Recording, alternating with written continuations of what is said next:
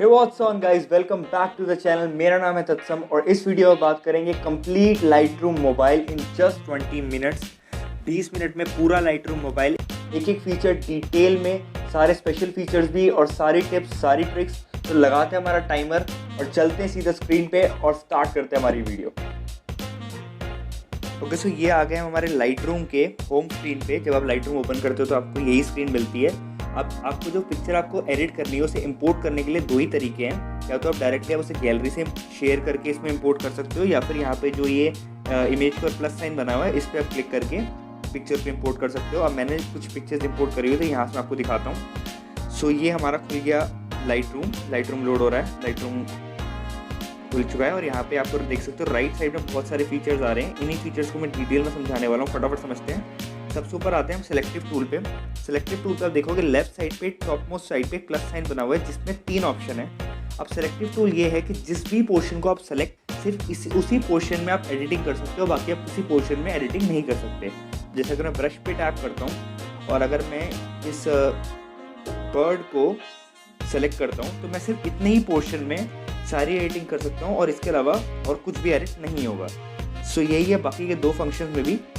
यहाँ पे अगर मैं ब्रश टूल ना यूज़ करके ये सर्कल वाला यूज़ करता हूँ तो आप सिंपली इसमें एक सर्कल पोर्शन में एडिटिंग कर सकते हो, सर्कल पोर्शन में। और यहीं पे अगर मैं सिर्फ तीसरा यूज़ करता हूँ, तीसरे में आप एक पर्टिकुलर पोर्शन में जितना ही रेड पोर्शन हो रहा है उतने में ही एडिटिंग कर सकते हो, बाकी उसके अलावा आप कहीं भी एडिटिंग नहीं कर सकते। तो ये फीचर ज़्यादातर मैं यूज़ करता हूँ अपने लैंडस्केप पिक्स में, और जहाँ पे मुझे थोड़ा सा क्लाउड्स में या फिर लैंड्स में ड्रामेटिक इफेक्ट दिखाना होता है तो वहाँ पे मैं ये टूल यूज़ करता हूँ, सिलेक्टिव टूल।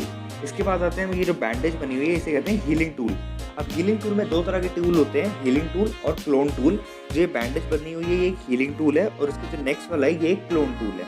अब हीलिंग टूल में क्या है, जिस भी चीज़ को मैं सेलेक्ट करूँगा हीलिंग टूल में वो चीज़ उस जगह से गायब हो जाएगी। जैसे मैं अगर इसको सेलेक्ट कर रहा हूँ, ये मैंने सेलेक्ट कर लिए और यहाँ पे इसी के बराबर में वो चीज़ जगह आ जाएगी जहाँ पे जिस चीज़ को उस चीज़ की जगह दिखाना है। जैसे अगर मैं इस चीज़ को मैंने सेलेक्ट करा और यहाँ पे सेम एक ऐसी इमेज बन गई है तो यानी कि ये चीज़ यहाँ पे बनी है। तो यहाँ पे आप देख सकते हो कि मेरी बर्ड कंप्लीटली गायब हो चुकी है। अगर मुझे वापस लाना है तो मैं सिंपली इस एरो पे क्लिक करके ये वापस ला सकता हूँ। और वहीं पे हमारा क्लोन टूल में आप सेम चीज़ की कॉपी बना सकते हो। अगर जिस चीज़ को आप सेलेक्ट करोगे उस चीज़ की आप एक कॉपी बना सकते हो। क्लोन का मतलब कॉपी बनाना होता है। तो जहाँ मुझे क्लोन बनाना है, जहाँ मुझे कॉपी बनाना है उस जगह को मैं सिंपली सेलेक्ट कर लूँगा।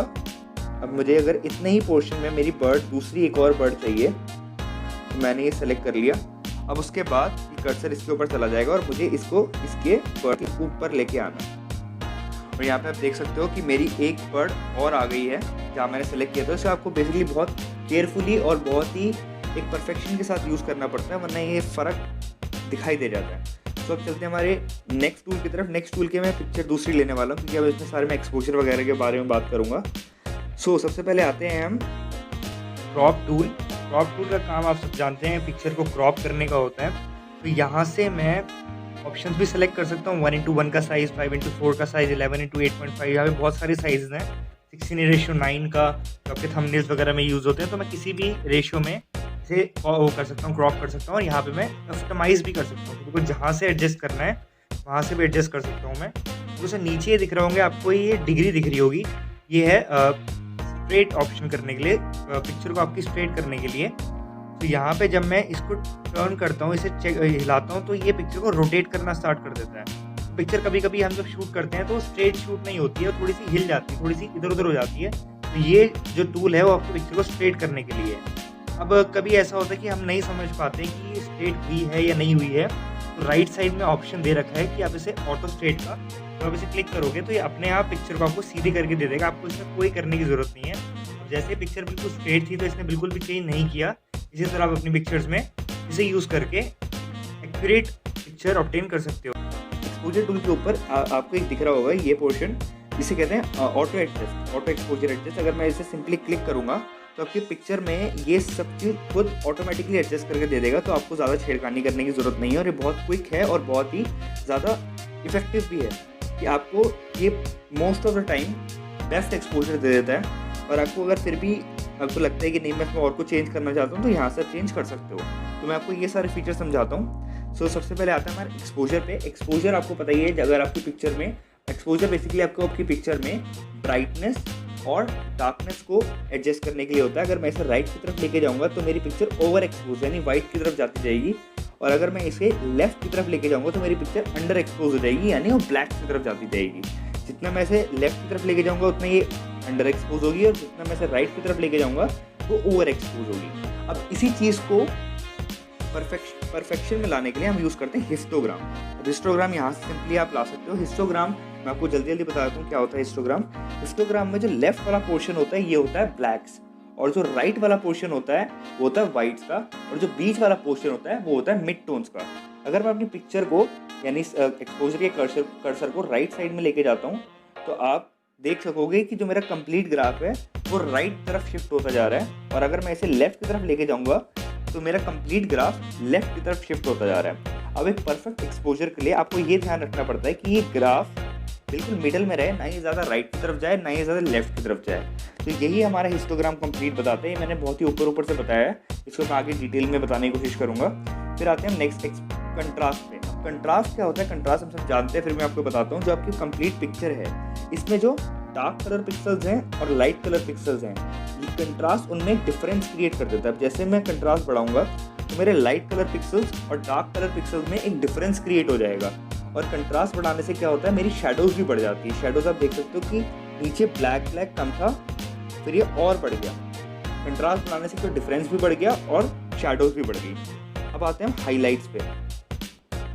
हाईलाइट्स क्या होते हैं? जो आपकी पिक्चर में सबसे ब्राइटेस्ट स्पॉट होता है, हाईलाइट्स को कम करने से उस ब्राइटेस्ट स्पॉट की मुझे डिटेल्स मिल जाती है। डिटेल्स मतलब कि वो किस चीज़ के, जैसे मैं अगर आपको इस पिक्चर का एग्जांपल दूं तो यहाँ पे जो येलो पोर्शन है ये थोड़ा सा मेरा ओवर एक्सपोज है यानी हाईलाइट पोर्शन है। अगर मैं यहाँ पे हाईलाइट्स कम कर देता हूँ तो मुझे इस पोर्शन के डिटेल्स नज़र आ जाएंगे, यानी मुझे इस पोर्शन में भी क्लाउड्स जो है वो नज़र आ जाएंगे।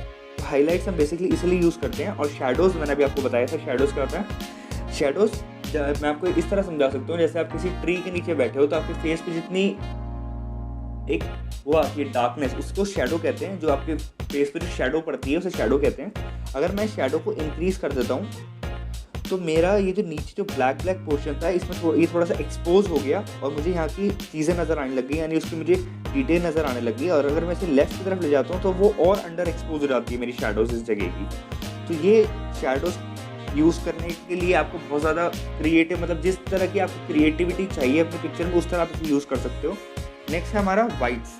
अब आपकी पिक्चर में जितने भी वाइट्स हैं ये इसको बढ़ाने का काम करता है, और जितने ब्लैक्स हैं वो ब्लैक्स बढ़ाने का काम करते हैं। यानी आपकी पिक्चर में जितने वाइट्स हैं अगर मैं इसे बढ़ाऊँगा तो वो वाइट्स और ब्राइट हो जाएंगे। और अगर मैं नीचे ब्लैक्स पे आता हूँ, आपकी पिक्चर में जितने ब्लैक है अगर मैं ब्लैक से कर्सर को लेफ्ट की तरफ ले जाता हूँ तो ब्लैक्स और ब्लैक्स हो जाएंगे। मतलब वाइट को मैं बढ़ाऊंगा तो वाइट और वाइट हो जाएंगे, और ब्लैक को मैं कम करूंगा तो ब्लैक और ब्लैक हो जाएंगे। तो ये आपकी पिक्चर की डिमांड के ऊपर है कि आपकी पिक्चर में कितनी वाइट है कितने ब्लैक्स हैं, आपको किस तरह से एडजस्ट करना है। तो यही है। अब सबसे ऊपर एक आपको कर्व दिख रहा होगा। अब एक बार आप कर्व को मास्टर कर लोगे तो आपको इन चीज़ों को छेड़ने की ज़रूरत ही नहीं पड़ेगी। अगर जैसे मैं आपको बिल्कुल स्टार्टिंग से दिखाऊँ, बिल्कुल मैं इसे विदाउट एडिटिंग लाता हूँ, जैसे मैंने ओपन करी थी। अब मैं आता हूँ कर्व पे। अगर मैं कर्व को यूज़ करूँ, कर्व होता है, मैं आपको जल्दी समझाता हूँ कर्व क्या होता है। कर्व के जो नीचे होता है ये होता है शैडोज, और ऊपर जो होता है वो होता है हाईलाइट्स। अब अगर मैं इसको बीच में ले आऊँ तो ये मिड में आ गया। अब अगर मैं हाईलाइट्स को थोड़ा सा मैं इंक्रीज़ करता हूँ और शैडोज़ को थोड़ा सा मैं डिक्रीज़ करता हूँ तो मेरी पिक्चर में एक बहुत ही ज़्यादा ड्रामेटिक इफेक्ट आ चुका है। पहले से मैं आपको दिखाऊँ, ये पहले की पिक्चर और ये अब की, और मैंने कुछ चेंज नहीं करा, सिर्फ इस कर्व में एक एस बनाया है। अब ये एस आपकी मोस्ट ऑफ द पिक्चर में बहुत अच्छा एक एक्सपोजर और बहुत अच्छा एक ड्रामेटिक इफेक्ट दे सकता है। आप इसे किसी पिक्चर में एस बना सकते हो, और इस एस बनाने से आपको काफ़ी ज़्यादा अच्छे कलर्स मिल जाते हैं। और उसके बाद भी अगर आपको लगता है कि नहीं मेरे को थोड़ा सा और चेंजेस करना है तो आप यहाँ से कर सकते हैं। यानी अगर आपकी पिक्चर में थोड़ी शाइननेस कम है, एक चमक कम है, तो आप वाइट को इंक्रीज़ करके वो चमक शाइननेस बढ़ा सकते हो। अब मैं इसको डन कर देता हूँ। यहाँ से थोड़ा सा मैं एक्सपोजर बढ़ा लेता हूँ। एक्सपोजर बढ़ाने की ज़्यादा ज़रूरत है नहीं, थोड़े से हाईलाइट्स कम, बस ज़्यादा कुछ करना ही नहीं पड़ा। फिर नेक्स्ट हमारा ये थर्मामीटर बना हुआ है। थर्मामीटर ही बेसिकली इसलिए बना हुआ है क्योंकि हम बेसिकली इसमें स्टार्टिंग में बात करते हैं टेम्परेचर की। टेम्परेचर दो ही तरह के होते हैं, एक तो वार्मनेस, एक कोल्डनेस, कूलनेस मतलब। अब आप अगर आपकी पिक्चर में थोड़ा सा वार्म इफेक्ट ज़्यादा है, यानी आपकी पिक्चर कुछ इस तरीके से है, तो आप कर्सर को लेफ्ट की तरफ लेके जाओगे तो वो ब्लूज़ की तरफ चला जाएगा। और अगर आपकी पिक्चर में थोड़ा सा कूलनेस ज़्यादा और आपको थोड़ा वार्म बनाना है तो आप कर्सर को राइट की तरफ ले जा सकते हो। और ये हम इसलिए करते हैं ताकि हमारी पिक्चर एक बैलेंस हो जाए। जैसे कपड़े जब पीले हो जाते हैं तो हम उसमें नील ऐड करते हैं तो वो कपड़े वाइट हो जाते हैं, सेम यही काम टेम्परेचर हमारे लिए करता है। अब अगर हमारी पिक्चर में थोड़ा सा पिंकिश इफेक्ट है तो मैं टिंट को थोड़ा लेफ्ट करके उसे ग्रीन की तरफ ले जाऊंगा, और अगर थोड़ा ग्रीनिश इफेक्ट है तो मैं ऐसे राइट की तरफ मूव करते उसे पिंक की तरफ ले जाऊंगा। तो आप देख सकते हो कितना ज़्यादा ड्रामेटिक कलर्स आ गए हैं। अब नेक्स्ट हमारा वाइब्रेंस। वाइब्रेंस आपकी जो पिक्चर है उसके कलर को पॉप आउट करने का काम करता है, मतलब कलर पॉप आउट हो जाते हैं और बहुत ही ड्रामेटिक इफेक्ट और बहुत ही अट्रैक्टिव इफेक्ट आ जाता है। सेम सैचुरेशन है। सैचुरेशन आपके कलर की इंटेंसिटी बढ़ा देता है। जितना मैं इसे राइट की तरफ लेके जाऊंगा उतनी ही मेरे कलर्स की इंटेंसिटी बढ़ जाएगी, और जितना मैं इसे लेफ्ट की तरफ लेके जाऊंगा उतनी ही मेरी पिक्चर ग्रेस की तरफ शिफ्ट होने लगेगी, यानी ग्रेस की तरफ शिफ्ट होने लगेगी। सो अब आप देख सकते हो कि ये कितना ज़्यादा ड्रामेटिक लग रहा है। अगर मैं इसे बिफोर दिखाऊं तो ये बिफोर कुछ इस तरह सा डल, बहुत ही ज़्यादा बिल्कुल अट्रैक्टिव नहीं था, और यहाँ पे इतने बढ़िया कलर्स मेरे को आ गए हैं और मेरी पिक्चर अब पहले से काफ़ी ज़्यादा अच्छे अभी से लगने लगी है। सो हमारा नेक्स्ट आते हैं, हम आते हैं टेक्सचर पे। अब टेक्सचर को अगर मैं बढ़ाता हूँ तो मेरे जितने भी ये टेक्सचर्स दिख रहे हैं, ये ग्लास पे दिख रहा है, अगर मैं टेक्सचर बढ़ाऊंगा तो इसमें बहुत अच्छी डिटेलिंग आ जाएगी। आप देख सकते हो कितनी अच्छी डिटेलिंग आ चुकी है। और वहीं पर अगर मैं इसकी क्लैरिटी भी बढ़ा देता हूँ तो मेरे को कंप्लीट पिक्चर की डिटेल्स बहुत ही ज़्यादा दिखने लगेगी। अगर मैं इसकी क्लैरिटी बढ़ाता हूँ तो मेरे को कंप्लीट पिक्चर में बहुत ज़्यादा डिटेल्स दिखने लगी है। अब टेक्सचर को अगर मैं बिल्कुल लेफ़्ट की तरफ ले जाऊँगा तो आपकी पिक्चर बहुत ज़्यादा स्मूथ हो जाएगी, मतलब वो क्रिस्पीनेस ख़त्म हो जाएगी। और ये बहुत जगह यूज़ होता है जब आपको क्लाउड्स को थोड़ा सा ड्रामेटिक दिखाना हो तो आप इसको स्मूथ कर देते हो, तो वो बेटर लगती है कई पिक्चर्स में। तो टेक्सचर और क्लैरिटी का ये काम है। फिर आते हैं हम डीहेज पे। अब डीहेज क्या होती है, जैसे ठंड होती है तो फॉग होती है, डीहेज आपकी पिक्चर में से उस फॉग को हटाने का काम करता है। जैसे अगर मैंने कोई ठंड में किसी चीज़ का शॉट लिया है और मुझे मेरा मेन एलिमेंट उस फॉग की वजह से छुप रहा है, तो अगर मैं डीहेज अगर मैं इंक्रीज़ कर दूंगा तो वहाँ से हेज हट जाएगी और मेरे को अपना जो एलिमेंट है, मेन एलिमेंट है, वो बहुत क्लियरली नज़र आएगा। आप देख सकते हो उसमें क्लाउड्स इतने ज़्यादा मेरे को अच्छे से नज़र आ रहे हैं और पूरी डिटेल्स नज़र आ रही है क्लाउड में। अगर मैं इसे डीहेज कम कर दूंगा तो आप देख सकते हो कि हेज़ मेरी पिक्चर में पहले था, अब जैसे जैसे मैंने इसको बढ़ाया तो हेज़ खत्म होता जा रहा है और कलर बहुत ज़्यादा कंट्रास्टिव होते जा रहे हैं, बहुत ज़्यादा कंट्रास्ट आता जा रहा है कलर में। अब नेक्स्ट हमारे पास विग्नेट। विग्नेट आपको पता ही है, एजेस में ब्लैक्स और वाइट्स ऐड करने के लिए। अगर मैं इसे राइट की तरफ करूँगा तो इसमें एजेस में वाइट ऐड हो जाएगा, तो थोड़ा सा ड्रीमी इफेक्ट आता है। और अगर मैं इसमें लेफ्ट की तरफ ले जाऊँगा तो यहाँ पे थोड़ा सा ड्रामेटिक इफेक्ट आ जाता है, यानी ब्लैक्स आ जाते हैं। तो यही है विग्नेट। और नीचे जो ऑप्शंस दे रखे हैं ये इस विग्नेट को कंट्रोल करने के लिए, यानी मिड पॉइंट कंट्रोल करने के लिए, विग्नेट के फेदर को कंट्रोल करने के लिए, राउंडनेस को कंट्रोल करने के लिए। अब सिंपली मैं इसे डबल टैप करके इसको 0 पे ला सकता हूँ, सारे फीचर्स को जिसको मेरे को 0 पे लाना है। जैसे 5 पे है तो मैं इसे 4 3 2 1 ना करके सिंपली डबल टैप कर दूंगा तो 0 पे पहुँच जाएगा। सो यही फीचर एक ट्रिक है इसको जल्दी एडिटिंग करने की अपनी पिक्चर्स में। फिर आता है हमारा ग्रेन अमाउंट। ग्रेन आपको पता ही है, जो डॉट डॉट्स आ जाते हैं। अब अगर मैं इसे इंक्रीज़ करता हूँ तो मेरी पिक्चर में ग्रेन्स बहुत ज़्यादा बढ़ जाएंगे। जैसे अगर मैंने काफ़ी ज़्यादा बढ़ा दिए तो ये ग्रेन्स कहते हैं। मैं इनकी रफनेस और साइज़ कंट्रोल कर सकता हूँ। अगर मैं साइज़ हाईएस्ट पे ले जाऊँ तो इतने बड़े बड़े ग्रेन्स मेरी पिक्चर में आ गए हैं। और अगर मैं इसकी रफनेस भी पूरी इंक्रीज़ कर दूँ तो ये बहुत ही ज़्यादा रफ ग्रेन्स और बहुत ही बड़े बड़े ग्रेन्स मेरी पिक्चर में इस समय ऐड हो गए हैं। अगर मैं इसको बैक करके दिखाऊँ आपको पूरा, ये इस तरह, तो ये पोर्ट्रेट्स वगैरह में लोग बड़ा पसंद करते हैं अपनी पिक्चर में ऐड करना। तो ये है आपका ग्रेन अमाउंट, और ये आपकी पिक्चर को बहुत ज़्यादा एक शार्प इफेक्ट, बहुत ही क्रिस्पी इफेक्ट दे देते हैं। ऑब्वियसली इसी ऑप्शन में सबसे ऊपर एक आपके पास आता है स्प्लिट टोन का ऑप्शन। स्प्लिट टोन को ऑप्शन को समझाने के लिए मेरे को अपनी पिक्चर को वहीं पे लाना पड़ेगा जहाँ मैंने इसे इंपोर्ट किया था। तो मैं इसे सारी एडिटिंग को बैक कर देता हूँ। ये हमारी ऐसी पिक्चर आ गई जैसे हमने इंपोर्ट करी थी। अब मैं आता हूँ टूल पे, स्प्लिट टोन के टूल पे। तो स्प्लिट टोन बेसिकली आपके हाईलाइट्स में और शैडोज़ में कलर ऐड कर देता है। ये जहाँ लिखा हुआ है हाईलाइट्स, अगर मैं इस कर्सर को मूव करूँगा तो ये आपके हाईलाइट्स में सारे कलर ऐड कर देगा, और नीचे वाला कर्सर शैडोज़ में सारे कलर को हाईलाइट कर देगा। तो सबसे पहले मैं हाईलाइट्स में कलर ऐड करता हूँ। तो जितना मैं इसको सर्कल को जितना ऊपर की तरफ लेके जाऊँगा उतनी ही उस कलर की सैचुरेशन 100 मतलब सैचुरेशन मैक्सिमम हो जाएगी इसे ऊपर ले जाते। तो यहाँ पे मैं हाईलाइट्स में चेंज करता हूँ, इसको मैं ले जाता हूँ यहाँ पे, तो ताकि मेरे को बहुत अच्छा इफेक्ट मिल जाए मेरी इस पूरी लैंडस्केप में। और इसकी सैचुरेशन मैं रखता हूँ 20-25। परफेक्ट। फिर आते हैं मैं शेडोज़ पे। शेडोज़ की मैं जो ह्यू है वो रखता हूँ 249 या फिर 250 का राउंड, 250 ठीक है इतनी। और इसकी जो सैचुरेशन में रखूँगा वो रखूँगा 80-85 के अराउंड।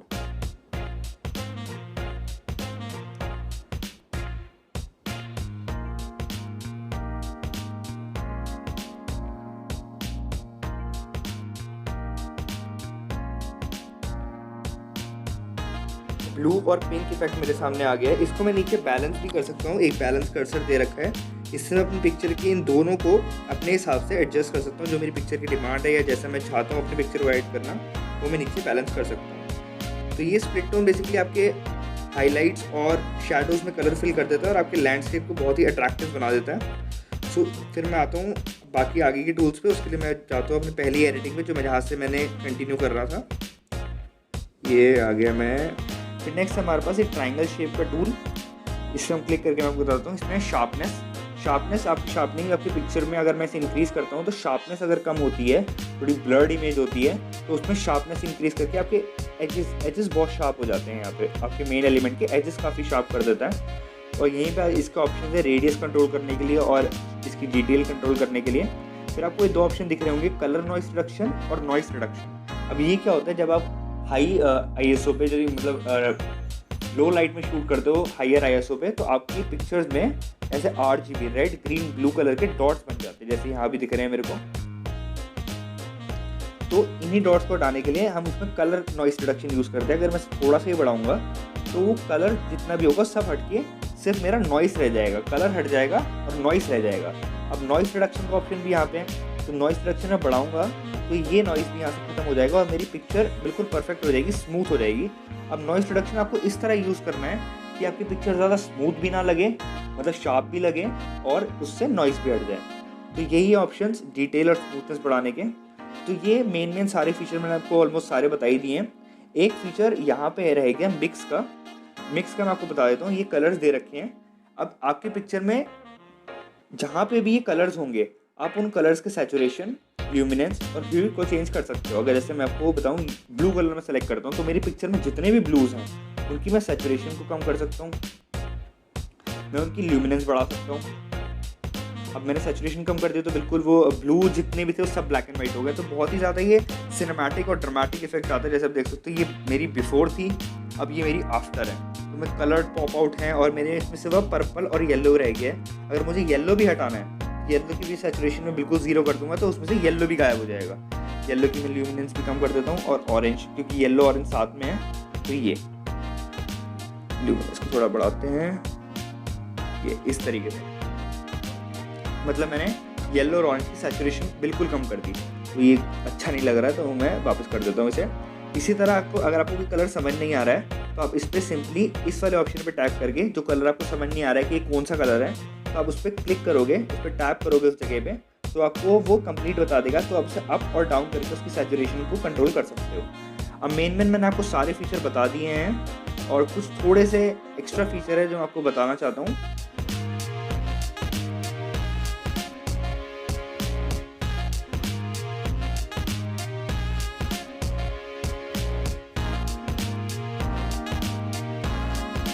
तो ये है हमारे पास ये वाला फीचर। इसमें आपने देख रहे हो, इसमें सबसे पहला ऑप्शन है डिस्टॉर्शन का। अगर मैं इसे इंक्रीज करता हूँ तो आपकी पिक्चर में कुछ इस तरह का इफेक्ट दे देता है, मतलब खिंचा पीछे की तरफ। और इसी के नीचे वर्टिकल है। वर्टिकल अगर मैं थोड़ा सा बढ़ाता हूँ तो आपकी पिक्चर को वर्टिकली टिल्ट कर देगा। और नीचे हॉरिजॉन्टल, अगर मैं इसको बढ़ाऊंगा तो वो हॉरिजॉन्टली टिल्ट कर देगा पिक्चर को इस तरह। फिर आता है मेरा रोटेशन। रोटेशन आपको पता ही है, रोटेट करा देगा उसे। रोटेशन को अगर मैं इंक्रीज़ करता हूँ तो उस पिक्चर को रोटेट कर देगा। ये डिपेंडिंग आपकी पिक्चर की डिमांड क्या है, आप चाहते क्या है अपनी पिक्चर को किस तरह एडिट करना चाहते हैं, तो ये कुछ ऑप्शन होते हैं। अगर मैं इसमें एस्पेक्ट को बढ़ाता हूँ तो मेरे साइड में बॉर्डर्स ऐड हो गए हैं, तो ये बॉर्डर्स ऐड करने के लिए एस्पेक्ट ऑप्शन यूज़ करते हैं।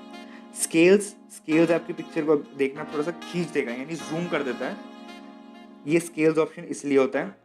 एक्स ऑफसेट मतलब कि मेरे एक्स एक्सिस से पिक्चर को बाहर की तरफ ले जाएगा, इस तरह हाफ बना देगा।